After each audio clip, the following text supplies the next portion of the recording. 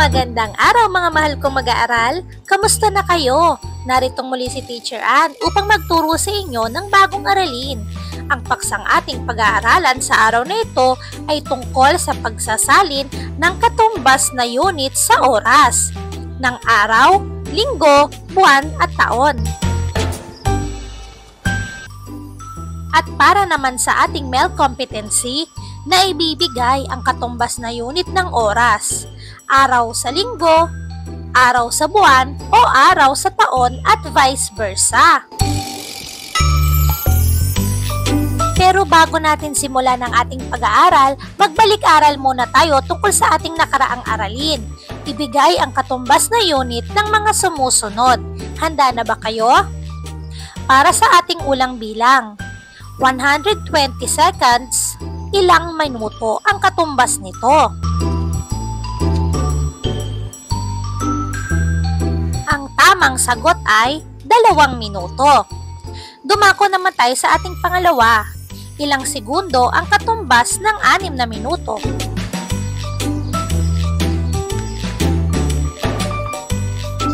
Ang tamang sagot ay 360 segundo. Ilan naman ang katumbas sa oras ng 720 minuto?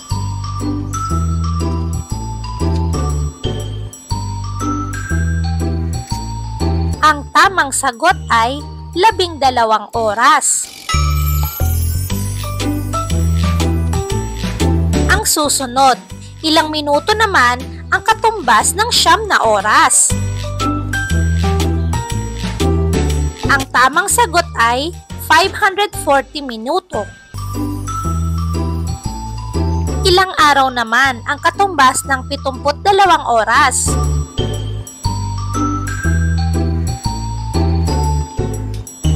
Ang tamang sagot ay 3 araw. Matapos tayong magsagot ay subukin natin ang ating paunang kaalaman. Tingnan ang kalendaryo at sagutin ang mga tanong tungkol dito. Anong buwan ang nakasaad sa kalendaryo? Isulat ang tamang sagot sa iyong sagutang papel.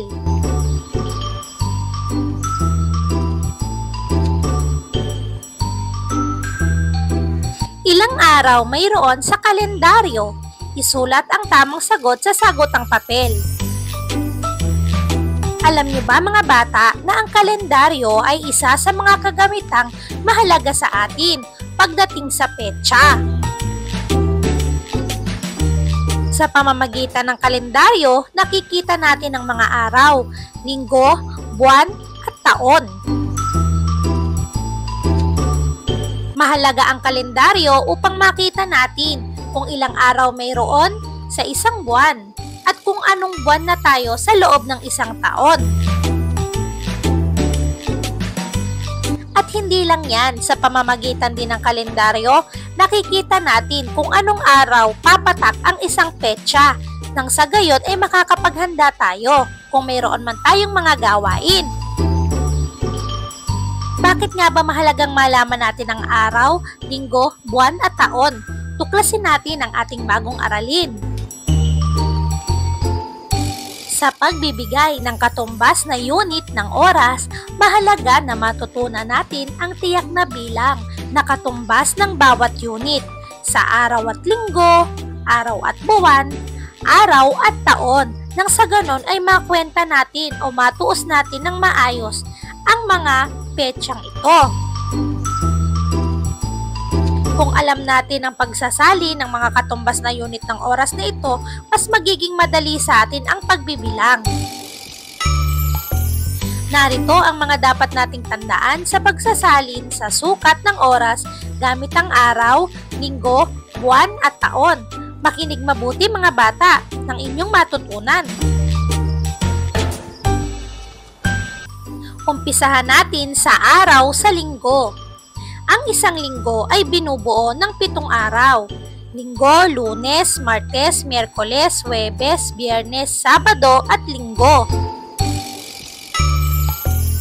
Ang isang linggo ay binubuo ng 7 araw. Narito ang aking halimbawa kung papaano makukompute o masasalin ang karaniwang unit. For example, meron kang 3 linggo, ilang araw ang katumbas nito? Unang dapat mong gawin ay imumultiply natin ang 3 linggo sa 7 araw dahil ang isang linggo ay katumbas ng 7 araw. Kung kaya, imumultiply natin sa 7. 3 linggo times 7 araw, 3 times 7 equals 21. Ang ibig sabihin, ang 3 linggo ay mayroong 21 araw. Kung atin namang kukuhanin ang baligtad na version, linggo naman ang hahanapin natin. Ang given naman ay 21 o 21 araw. Ang gagawin naman natin ay i-divide natin ang 21 na araw sa 7 araw. Kasi sa isang linggo, mayroon tayong 7 araw kaya sa 7 natin siya i-divide. 21 divide 7, ang sagot ay 3. Ibig sabihin, sa ang 21 o 21 araw ay katumbas ng 3 linggo. Kung inyong mapapansin, kapag ang hinahanap natin ay araw, iminumultiply natin. At kapag ang hinahanap naman natin ay linggo, i-divide naman natin. Ang ating reference ay yung 7 or 7 kasi yun ang katumbas ng isang linggo, 7 araw. Ngayon ay dumako naman tayo sa araw, i-convert naman natin sa buwan. Ang isang buwan ay binubuo ng 30 araw. Ito po ang standard unit para po sa araw at buwan, 30 days. Nagkaroon po ng standard counting na 30 days o fixed po siya kada buwan dahil po ang mga buwan ay iba-iba ng bilang. Meron pong 28 araw, 29, 30 at 31 araw. Kaya para wag magkaroon po tayo ng kalituhan ay finix na lang po sa pagkukwenta na ang isang buwan ay katumbas ng 30 araw. Ginawa ito at ginamit ng mathematicians para mapadali ang pagtutuos o pagkikwenta. Halimbawa, tayo ay may 3 buwan. Ilang araw ang katumbas ng 3 buwan? Ang hinahanap po dito natin ay ang bilang ng araw sa loob ng 3 buwan. Dahil po ang isang buwan ay katumbas ng 30 araw, ang ating pong reference ay 30 days. So, ang gagawin po natin ay imumultiply po natin yung 3 sa 30. 30 times 3 equals 90. Ibig sabihin po sa 3 buwan ay mayroong 90 araw o 90 days. Ang katumbas ng 3 buwan ay 90 araw sapagkat minultiply natin ang 30 sa 3 buwan sa 3. Ang sabi ko nga po sa inyo, kapag mas maliit na unit ang hinahanap, minumultiply po natin ito. Ngayon naman po ay kukuhanin po natin ng vice versa. Ang given naman po ay araw. Hahanapin naman po natin kung ilang buwan ang katumbas ng 90 araw. Dahil po mas malaki ang unit na ating hinahanap, i-divide po natin siya again sa 30. Dahil po 30 ang ating base number. Ito po ang ating basis. I-divide po natin ang 90 sa 30. 90 divide 30, ang sagot po ay 3. Ibig sabihin, sa 90 araw, mayroong tayong makukuhang 30 araw o ka-equivalent ng 3 months. 3 buwan is equal to 90 days o 90 araw. Kung inyo pong mapapansin, dahil mas malaki ang unit, mas malaki po yung buwan kaysa dun sa araw, in terms of petsa, sa oras, kaya po division po ang ating gagamitin. Kapag mas malaki ang unit na ating hinahanap, division. Kapag po mas maliit, ang ating pong gagamitin ay multiplication. Ang susunod naman po ay ang pagsukat ng araw sa taon at vice versa. Ang isang taon ay binubuo ng 365 na araw. Pero nagiging 366 siya kada 4 na taon dahil sa lokasyon ng mundo sa axis at dahil na rin sa pag-ikot nito sa araw. Kasi po, ang talaga pong araw, bilang ng araw sa loob ng isang taon ay 365 and 1/4 days. At dahil po ang 365 and 1/4 days, alanganin pong ilagay pa sa kalendaryo yung 1/4 na pag-usapan po at napagkaisahan na kada 4 na taon ay madadagdagan ng isang araw kada 4 na taon, o ang tinatawag po na leap year, nang sa ganun po ay mabuo yung 4 na 1/4. Kapag po pinag-plus-plus po natin yung 4 na 1/4, katumbas po ito ng isang buo. Kaya mga bata, huwag kayong magtataka kung bakit kada 4 na taon ay nagdadagdagan ng isang araw ang ating kalendaryo. Dahil ito sa leap year. Ano nga ba ang ibig sabihin ng leap year? Ang leap year, ito ang tawag sa ika-4 na taon kung saan nadaragdagan ng isang araw ang kalendaryo. At sa loob ng 3 taon, ang buwan ng Pebrero ay may 28 araw lamang. Ngunit kapag naging leap year o sa ika-4 na taon, nagiging 29 na araw ang Pebrero. Sapagkat yung sinasabi ko nga ang mga anak sa inyo na 4 na 1/4, kapag pinagsama yung katumbas yun ng isang buong araw. Idinadagdag ito sa buwan ng Pebrero. Kaya ang February 29 ay leap year. Ang isang regular na taon ay mayroong 365 na araw. Ito ay sa loob ng 3 taon. At nagiging leap year na dadagdagan ng isa, 366 araw kapag leap year. Idinadagdag ito sa February 29. Narito ang halimbawang pagtatansya ng araw sa taon. Halimbawa, meron tayong 2 taon.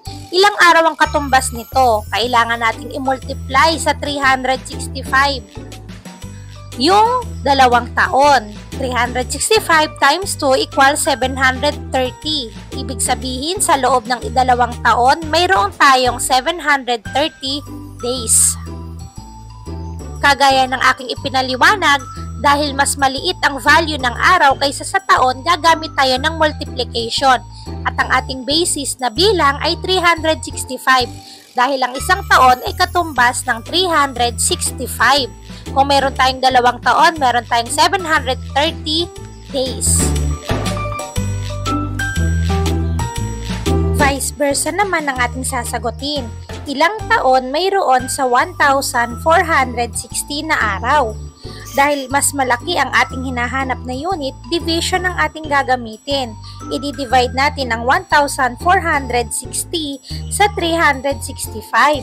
1,460 divide by 365, ang sagot ay 4. Ibig sabihin, mga mahal kong mag-aaral, na ang 1,460 na araw ay katumbas ng 4 na taon. Gumamit tayo ng division dahil ang hinahanap natin ay mas malaking unit. At upang malaman kung natuto kayo sa ating aralin, sagutin natin ang aking inihandang gawain. Isulat sa sagutang papel kung tama o mali ang mga sumusunod na pagsasalin.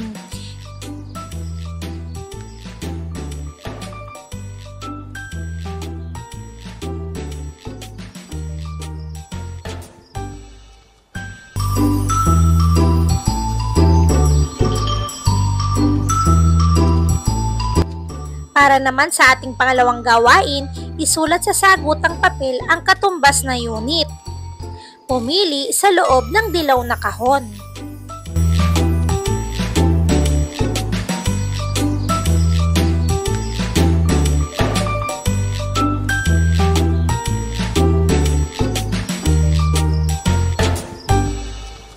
At para naman sa ikatlong gawain, isbigay ang katumbas na unit ng mga sumusunod. Isulat ang iyong sagot sa sagutang papel.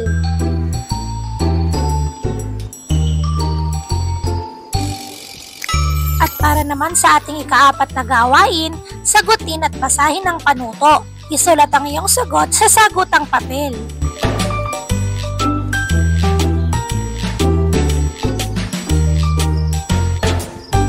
Upang madagdagan pa ang iyong kaalaman, narito pa ang ating karagdagang gawain. Basahing mabuti ang panuto.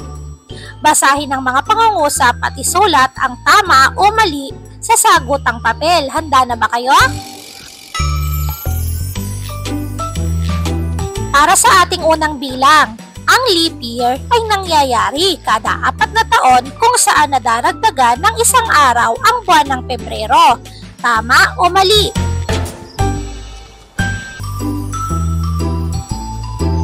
Ito ang sagot.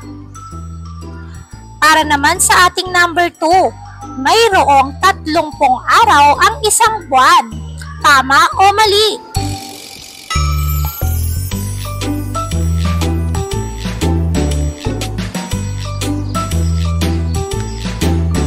Narito ang tamang sagot para sa number 2.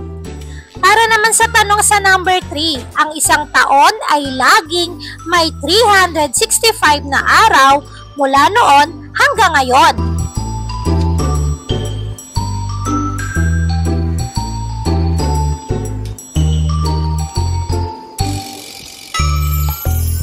Narito ang sagot.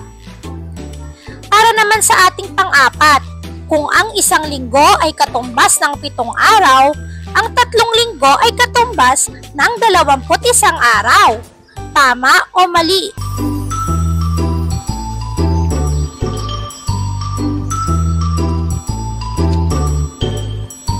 Narito ang tamang sagot.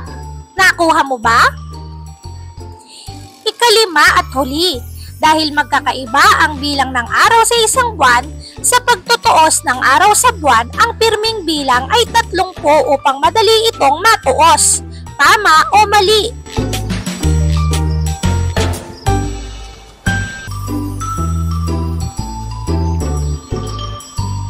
Narito ang sagot. Nakuha mo ba ang lahat ng ating mga gawain? Kung oo, palakpakan ang iyong mga sarili. At para ilahat natin at i-generalize ang ating natutunan, ang isang linggo ay katumbas ng 7 araw, lagi niyong tatandaan. Ang isang buwan naman ay katumbas ng 30 araw. At ang isang regular na taon ay katumbas ng 365 na araw.